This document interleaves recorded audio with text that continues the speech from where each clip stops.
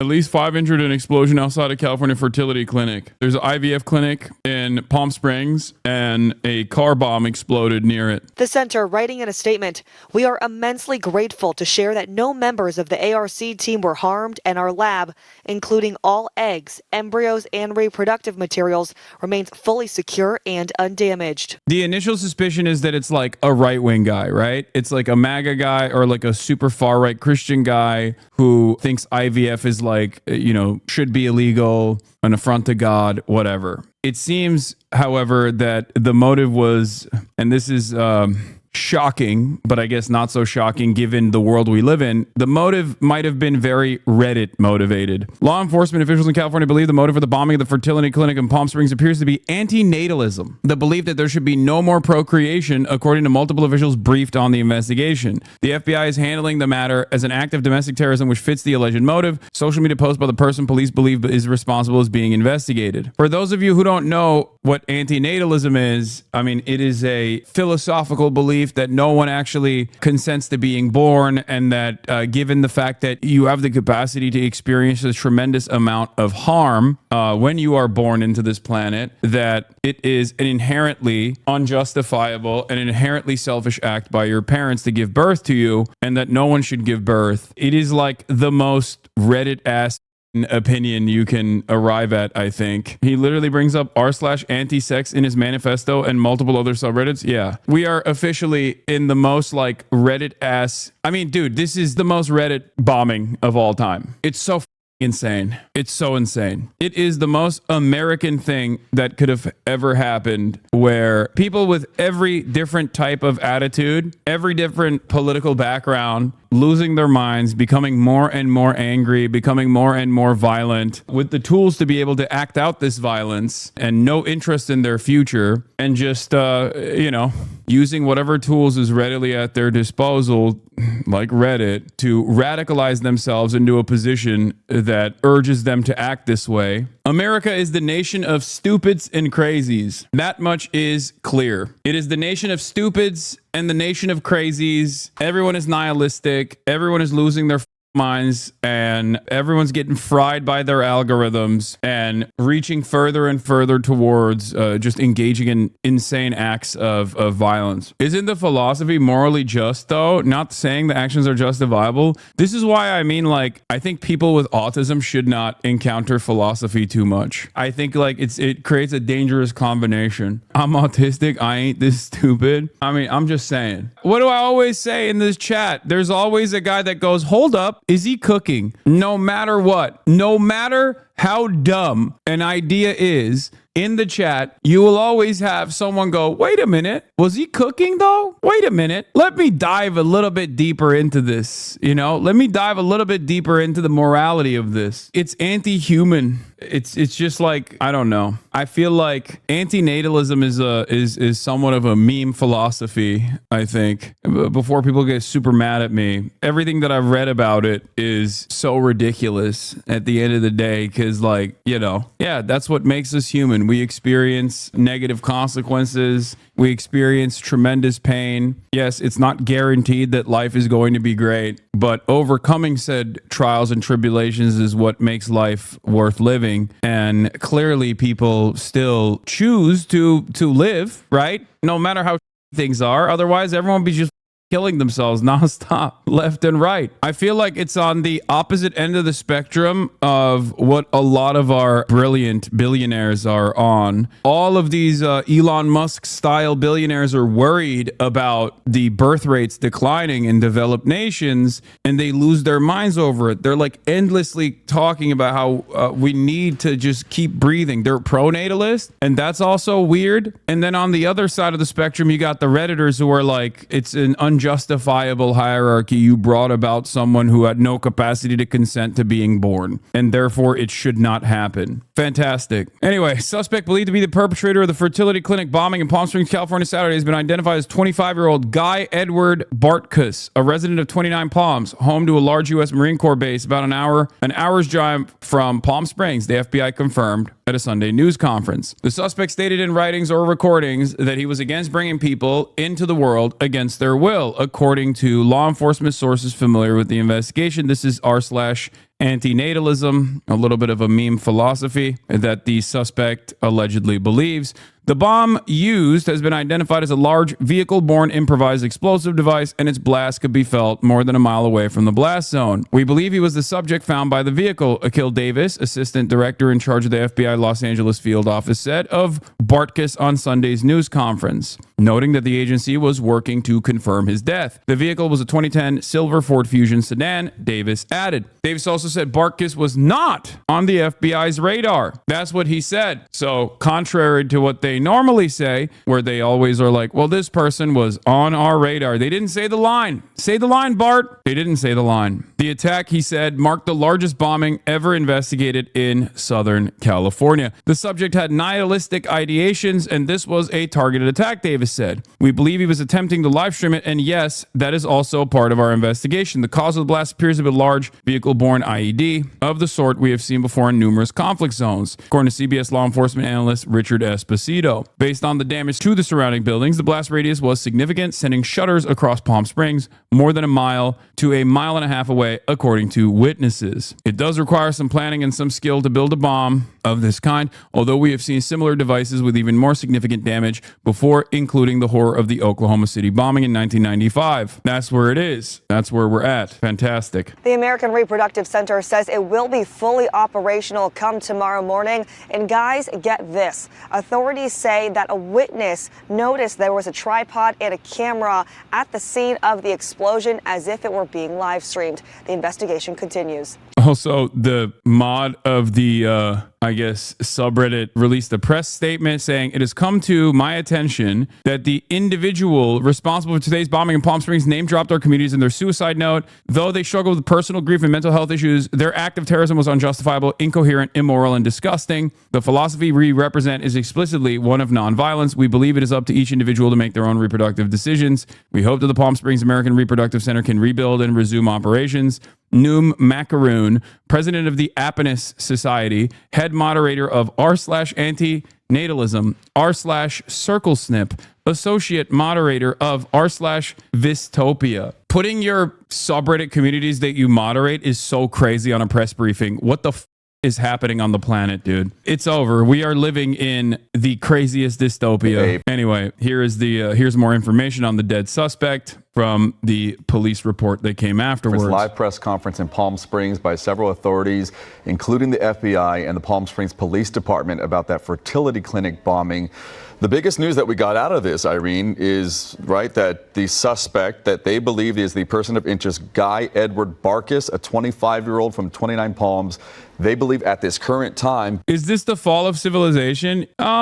Sometimes I think we have the capacity to normalize all of this stuff that we're seeing and experiencing, and then before you know it, it becomes just like the normal state of affairs, the normal state of reality. So perhaps this is one of those moments. Maybe there was ridiculous acts of violence in the past. I mean, luckily this one didn't actually end up severely harming anyone except for the person who detonated himself outside of the clinic. What's really interesting is I'm sure there were versions of this time adjusted to the Middle Ages or whatever, you know what I mean? Some kind of hell-bent guy who thinks that he must end the heretics or something. What would be the Middle Age version of this? I'm thinking. Obviously, they don't have vehicle-borne IEDs back then. They had some stupid things like this. I'm sure there were stupids back then, too. No, I'm not talking about the Inquisition. Those are systematic forms of violence that are commonplace in modernity as well. I'm talking about, people who are just insane, adjusted to the time frame that's,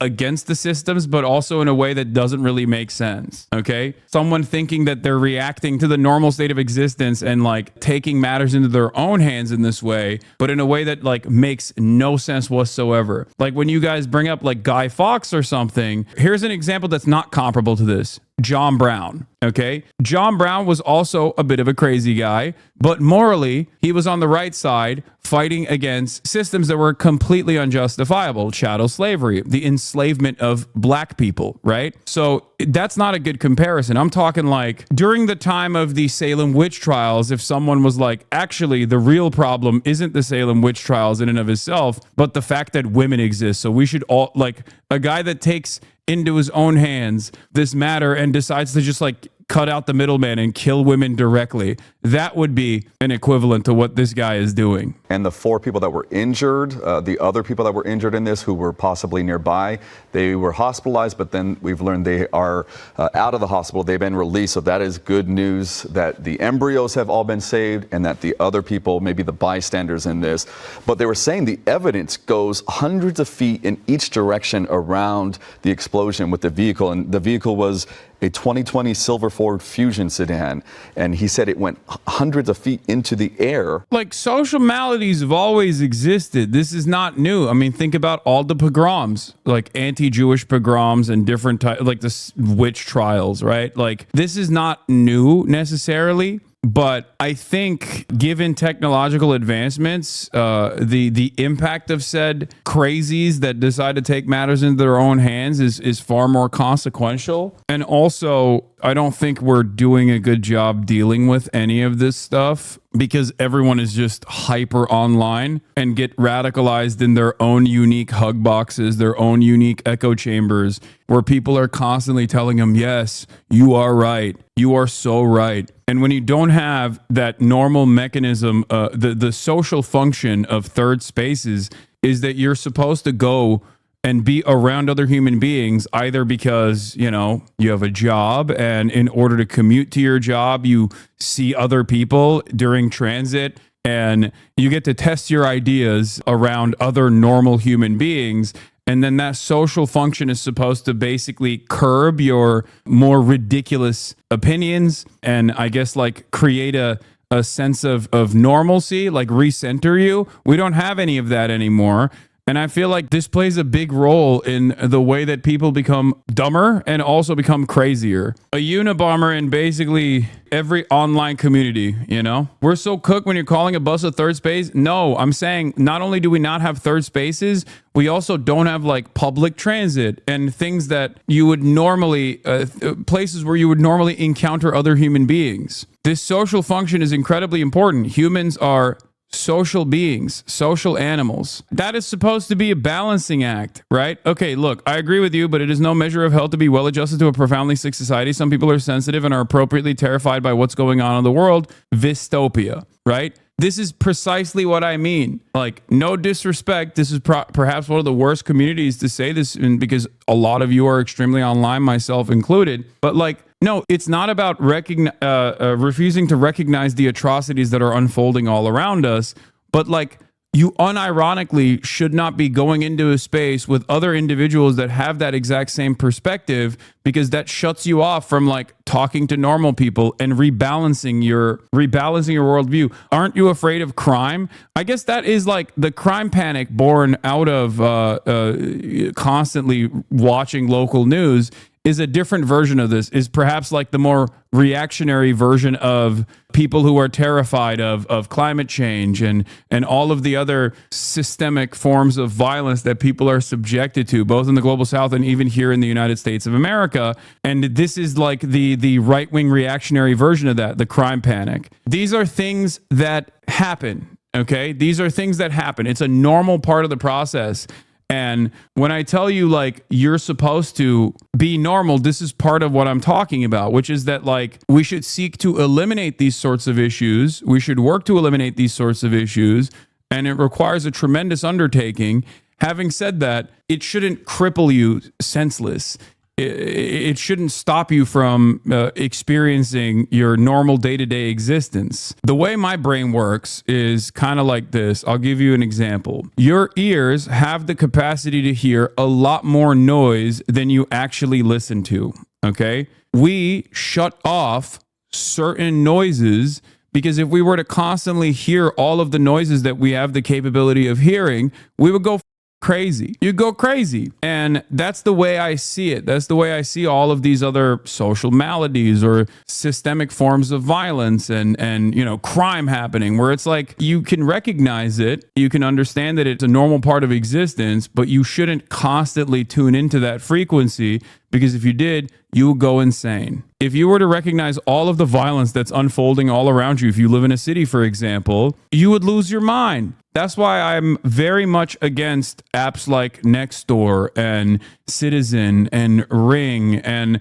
all these other like user-generated content applications about crime. When I had Ring on my phone, I would constantly be notified of my paranoid neighbors and what they perceive to be like a crime happening. I feel like those apps have unironically made people more fascist because, yeah, those crimes do happen. But if you are to constantly tune into those crimes happening, it creates a sense of panic. It's mass hysteria. Pair that up with a media diet that consists of like a hyper focus on like crime happening in big cities, and you arrive at boomers having their brains broken by constant crime. That paired up with the fact that crime, or at least poverty, which people assume sometimes correctly is an indication of crime, is all around you, especially if you live in a big city, homelessness, right? And then it creates this unique place in your mind where you're like, this is all around. This is crazy. You're wrong about part of this. It's not part of the human existence to know everything going on all the time. The internet has given us access to too much information. Human brains are not equipped to handle it. Yeah, I don't disagree with it. That's what I'm saying. I'm saying that like you're supposed to tune it out. You're supposed to go, yeah, it's normal. It happens.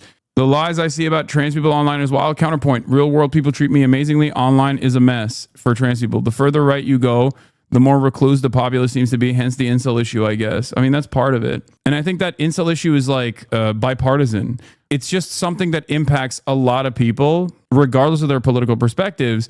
And once you're hit with that brain poison, you turn more right-wing, you turn more sheltered, you become more fearful, you become more paranoid, and your hyper-focus is like systemic violence that you perceive, but from an incredibly narrow scope, the scope of women existing and harming you. Feminism. The social maladies I speak of are identical, whether it be transphobia or whether it be hating women. It's identical. It's just a false attribution to the violence that you're subjected to, like structural violence that you're subjected to. It's just misplaced anger with no one trying to redirect your attention to the actual issues, the actual things that ruin your life. IVF bombing in Palm Springs, and the bomber being a Redditor. The biggest voice of modern anti-natalism is a South African atheist Zionist, maybe one of the most Redditor-style guys you could be. David Benatar, born 1966, a South African philosopher, academic, and author. He is best known for his work in moral philosophy and for advancing the position of anti-natalism, the view that coming into existence is a serious harm. He's the author of Better Never to Have Been, The Harm of Coming into Existence, in which he argues that procreation is always morally wrong because it imposes harm by bringing sentient beings into existence. Central to his view is his asymmetry argument, which holds that the absence of pain is good, even if no one benefits from it, while the absence of pleasure is not bad unless someone is deprived of it. Benatar has also written on topics including death, ethics, human suffering, and gender discrimination. He's Emeritus Professor of Philosophy at the University of Cape Town and is a member of the editorial board of the Journal of Controversial Ideas. As I described to you what anti-natalism is, I think I did a pretty good job of explaining it to you because I'm familiar with his work. I did not know he was also a pro-Israel kind of guy. Anti-natalist people are also annoying, just like pro-natalist people are.